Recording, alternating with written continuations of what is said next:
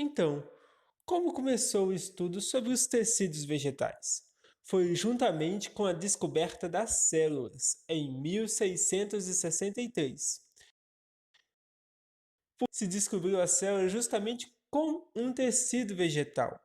Foi Robert Koch que descobriu, com uma amostra de cortiça, onde ele viu vários buraquinhos ali que ele colocou o nome de pequenas células, ou seja, uma célula. Este é o Robert Koch, que quando descobriu isso falou: "Ó, que coisa interessante". Então, aqui nós temos que primeiro aprender o que são células vegetais. Elas são semelhantes às células animais, porém elas apresentam algumas diferenças que vão estruturar a nossa planta. Por isso, nós vamos comparar as células vegetais aqui a pequenos blocos, como se fossem os blocos do Minecraft, porque cada um tem uma função específica que vai dar origem a uma estrutura, a um tecido específico. Então, quais são as suas semelhanças com as células animais? São as organelas, como as mitocôndrias, complexo de Golgi e o retículo endoplasmático. Mas ela possui algumas diferenças, como a parede celular, o vacúolo e o plastídio, mas todas são acréscimos, porque as plantas, elas só acrescentam. Então vamos aprender um pouquinho sobre essas três estruturas tão importantes na diferenciação das células, para diferenciá-las das células animais. Que a primeira é a parede celular, que vai envolver toda a membrana plasmática e ela é responsável pela rigidez.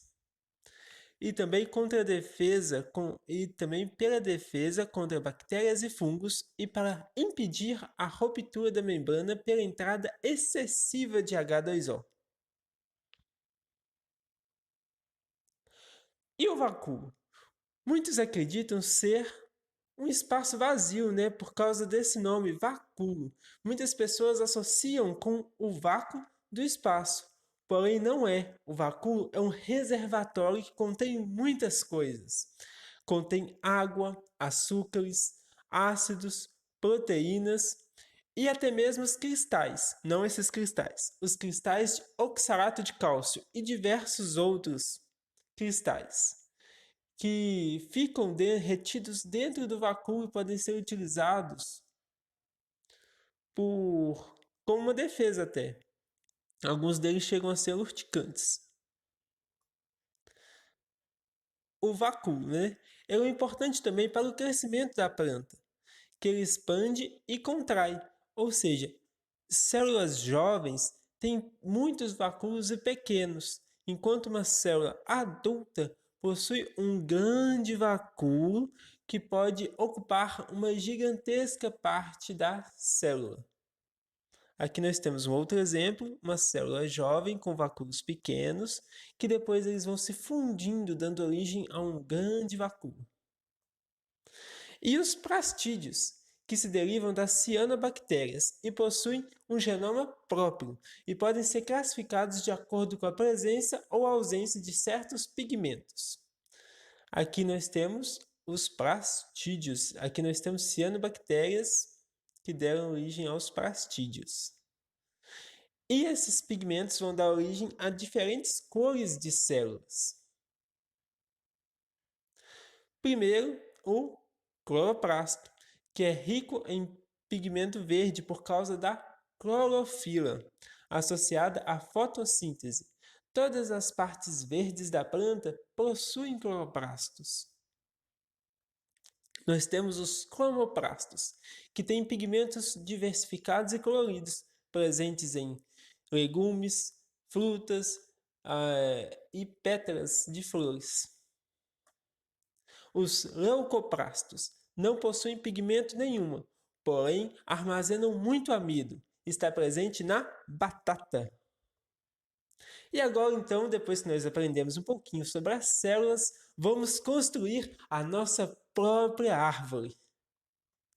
Começando, então, com essas células super importantes que são as células meristemáticas, porque elas são onipotentes, multipotentes, pluripotentes e totipotentes. Elas têm a capacidade de se diferenciar e dar origem a todas as outras células que compõem o vegetal, a nossa árvore. Deus colocou quase todos os seus poderes nela. Então vamos lá. Conhecendo então o tecido meristemático, que é formado por células do meristema. As plantas possuem vários pontos que possuem o tecido meristemático, mas dois se destacam, que são os ápices da raiz e do caule. Aqui nós temos o ápice do caule, que possui bem aqui no centro um meristema, que vai dar origem a todas as folhas e galhos da árvore. E aqui nós temos o meristema da raiz, que vai dar origem a todo o sistema radicular da planta. E esses são os pontos de partida, porque são eles quem vão desenvolver todas as estruturas e vão fazer a planta crescer ao longo do tempo.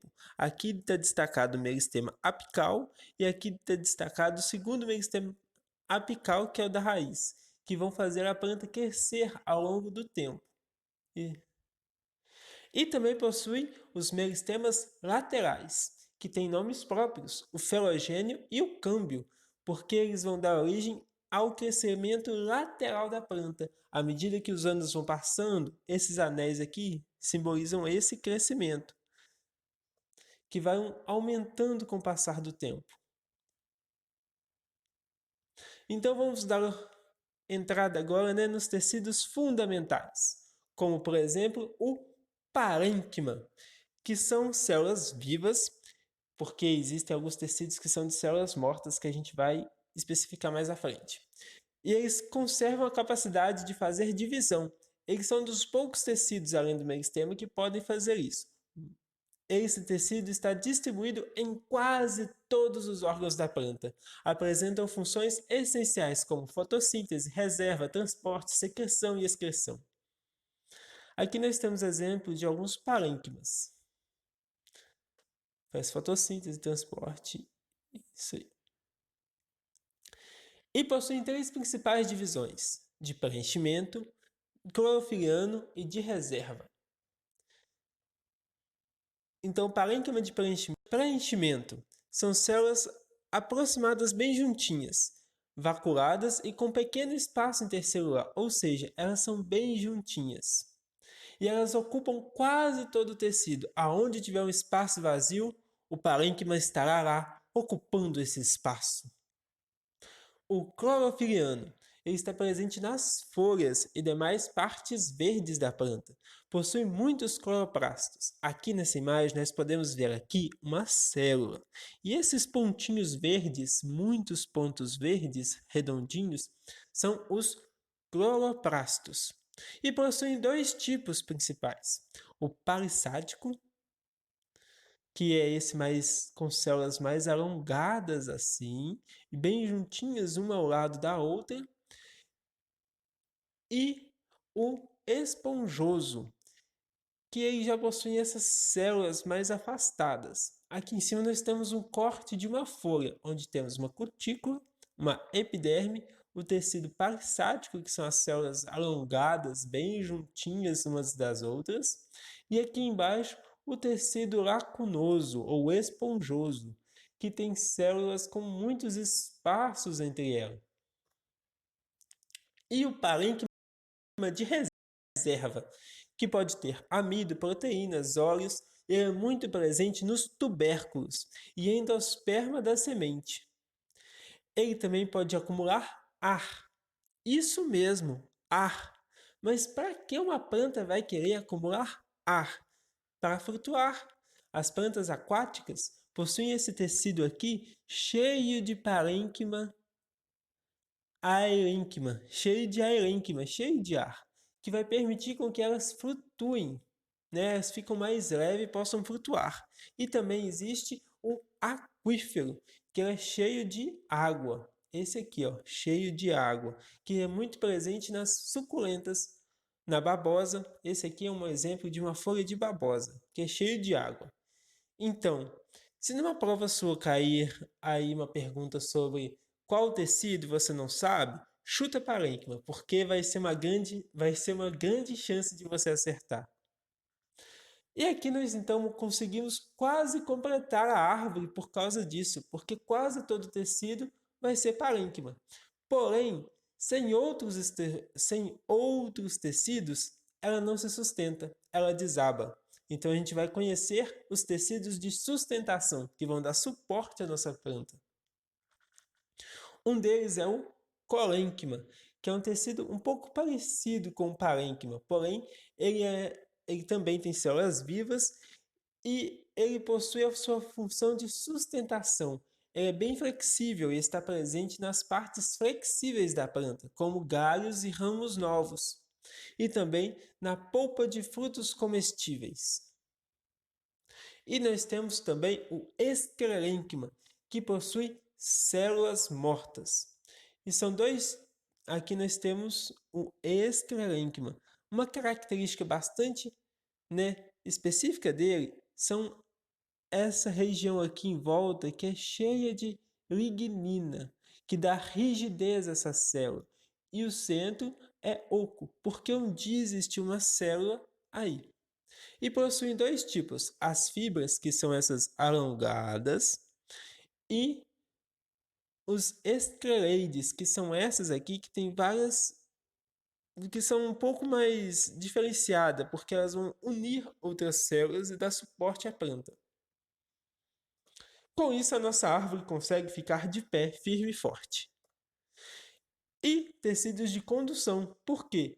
As plantas precisam de transportar nutrientes durante o seu corpo, da raiz até a copa e da copa até a raiz.